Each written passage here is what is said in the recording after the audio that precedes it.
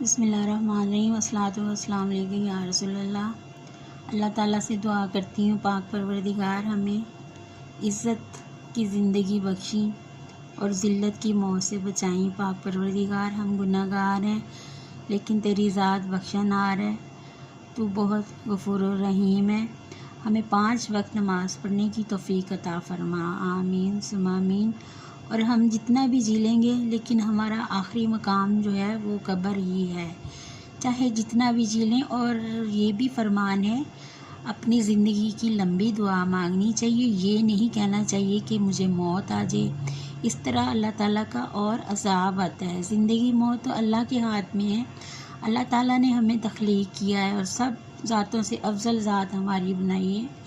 تو جب اللہ تعالیٰ فرشتوں کو بھیجتا ہے کہ جان نکال کے آؤ، تو اللہ تعالیٰ نے ہمیں پیدا کیا ہے، ہمیں بنایا ہے نا، تو جب وہ اپنے بندوں کی جان نکالنے کے لیے فرشتوں کو بھیجتا ہے تو اللہ تعالیٰ بھی بہت غمگین ہوتا ہے۔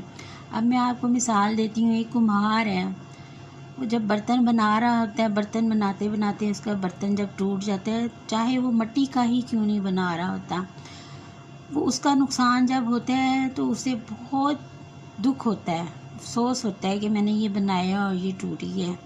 تو اللہ تعالیٰ کی ذات جو ہے، اللہ نے ہمیں پیدا کیا ہے، وہ جب انسان کی جان نکالنے کا حکم دیتا ہے تو اللہ تعالیٰ بھی بہت غمگین ہوتا ہے۔ تو اللہ تعالیٰ ہمیں معاف کر دے، ہمیں دین کی سمجھ عطا فرمائے۔ تو بندہ 5 منٹ اگر اکیلے بیٹھ کے سوچے، بند کمرے میں بیٹھ جائے کہ میں اب تو بیٹھا ہوں، زندہ ہوں، سوچ رہا ہوں، بات کر رہا ہوں، جو بھی ہے، اب پتہ نہیں میں 2 قدم چل سکتا ہوں کہ نہیں چل سکتا۔ اسے تو نہیں پتا کہ میری زندگی کتنی ہے، یہ تو اللہ تعالیٰ کو پتہ ہے نا کہ اس کی زندگی کتنی ہے۔ ہر کام اللہ کے ہاتھ میں ہے، نہ کسی کو کوئی موت دے سکتا ہے نہ زندگی دے سکتا ہے۔ اپنے تمام امور اللہ پہ چھوڑ کر تو دیکھیں، بسم اللہ توکلت علی اللہ ولا حول ولا قوت الا باللہ العلی العظیم۔ جو اللہ کی ذات پہ توکل کرتا ہے، اللہ تعالیٰ اس کام میں شامل ہو جاتا ہے۔ ہمیں بس ہماری سوچ جو ہے وہ دنیا داری کی طرف زیادہ تر ہے، اس طرف نہیں ہے، ہم نام کے مسلم ہیں بس۔ اللہ تعالیٰ ہماری مغفرت فرمائے اور ہمیں نیک راستے پہ چلنے کی توفیق عطا فرمائے اور ہمیں عبادت کرنے کی بھی توفیق عطا فرمائے۔ عبادت جو ہے وہ جوانی کی زیادہ ہے، مزہ آتا ہے کہ اب ہم کھڑے ہو کے نماز پڑھیں، اب پیارے آقا کے در پہ جائیں، حج کرنے جائیں تو سیڑھیاں غارِ حرا کے چڑھ کے جائیں، دوڑ دوڑ کے جائیں، کسی کے محتاج نہ ہوں۔ تو میں یہ چند اشعار آپ کو سنانا چاہوں گی۔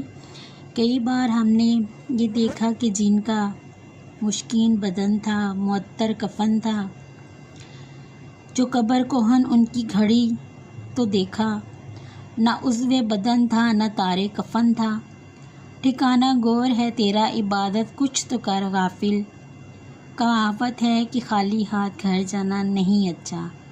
عبادت میں کاہلی کر، جوانی میں عبادت کاہلی اچھی نہیں، جب بڑھاپا آ گیا پھر ایسی ہو سکتی نہیں، ہے بڑھاپا بھی غنیمت سے گر جوانی ہو چکی، یہ بڑھاپا بھی نہ ہوگا تو موت جس دم آ گئی۔ ہمیں تو نہیں پتہ، موت کا تو ٹائم مقرر ہے، جو قبر میں رات ہے وہ باہر نہیں اور جو باہر ہے وہ اندر نہیں ہے۔